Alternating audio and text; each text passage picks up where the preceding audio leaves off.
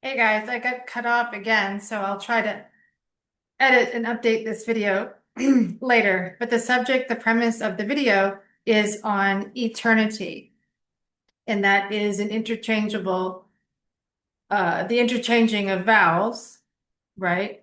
And when we do that, we realize that eternity just means turning, as in, as in record, as in turntable, as in record, as in record, right? I mean, we are constantly recording, are we not? I talk about the storage and the uploading and the updating, uploading and downloading of data in the SKULL. The double L is always interesting in occult knowledge. Hell, hall, full, will, as in like free will, cull. I mean, the double L is very significant. And it can be connected with the lower vibrational fields, which essentially is just the lower dimensional forces, which is a layer of consciousness. And in consciousness, you have chambers. In your brain, excuse me, you have chambers. This is related to consciousness. The software system, right?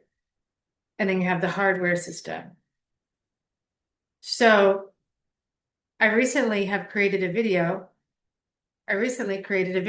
on the evil, which is really related. And you can look up the root. You can research the root. Volver, voler, revolve, evolve, right? So that's the thing. With evil, it's about a turning in the same fashion as eternity, eternal. This is an interesting concept which we should examine, as a lot of us do not want to etern here, right? And when I am saying to you the etern, eternity, eternal, what I'm saying is the connotation is that you will return here again. Return, eternity, returnity, right? And a lot of us, this is the last chapter, this is the last go. And we're insistent on that, right? Especially considering we're in this dense field in which we are existing, which is, composed of many elements as far as our electrical being in a synergistic relationship with the four elements of earth, fire, air, and water. You can see this in the zodiac, and it's in your whole system, in your whole operating system, your whole avatar, which is essentially the brain emanating out into human form. Form, as in morph. We're in a skin suit. We're in a temporary skin suit. You are essentially a body inside of a spirit, a sprite, an electrical series of currents and conduits, synapses of the brain, currents, right? And this is all outside of us. And without it, without the brain, we couldn't project this field, right? This circuitry. We couldn't project this without the third eye ventricle. And it's one reason, and I talk about this a lot as far as rolling away the rock and roll, rolling the stone. Some call it the calcification of the third eye, right? The pineal, which is the Jesus on the cross. Jesus, it's you. It's you. You're on the cross. You're on the crucifixion. And from what I can tell, we have this same system in the brain. We do, because you have a right and a left hemisphere. You have a right and a left hemisphere. You have right down the middle, That's what some esoteric knowledge refers to as the parting of the Red Sea, if you will, similar to blood. And that's, and I'm getting off a little bit, but it's all connected. Everything ties in, right? Essentially, searching on the afterlife and what happens, the mysterious nature of what's happening after this existence. Why are we even here to begin with? And especially when you've lost someone like I just have with my sister days ago, you really, really start, when it's especially when it's someone close to you. It's often a subject on my videos, but you really, really start examining even closer. I lost someone. Well, where did they go? I don't see them. Where did they go? They passed away. Passed away. Well, there's the way of the church and the way of Jesus. When you invert way, and M's and W's are inverted in occult language, this is occult knowledge. You have Maya, which is an illusion. So they passed the illusionary state of being, which is right here in the eternity, in the eternal, right? But we are in a low vibrational state. We are huge beings. We are this big. We are 20 feet tall in our ether, in our invisible self. I say we because I know if you're here with me, you're one of me. You're on my frequency. I can't imagine someone stumbling across. I mean, an Ottoman wouldn't know what to do with this. They wouldn't understand half of this. It'd be like they ran into a channel talking Japanese. They can't comprehend. ¿Cómo? What? They just can't. This doesn't work. It doesn't register, especially with the heavily downloaded and the heavily programmed. And we all have Ottoman friends and families. That's why I always talk about the me path.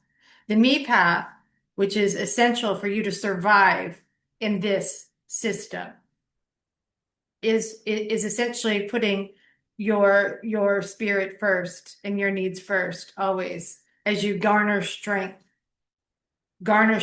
So when the time comes in this eternal system, if you're like a lot of us in the truther community, I know they want the final exit, the final chapter in this situation, which I believe it is for those of us with the eyes to see. I believe that we are in revelations. We are in revolutions. We are in revelations. That's this situation. That's this experience. The Bible is the most mystical book of all time. It's amazing. And there is so much hidden code there. And I'm actively researching it, and I will come to you with more passages and more scriptures for your manuscript.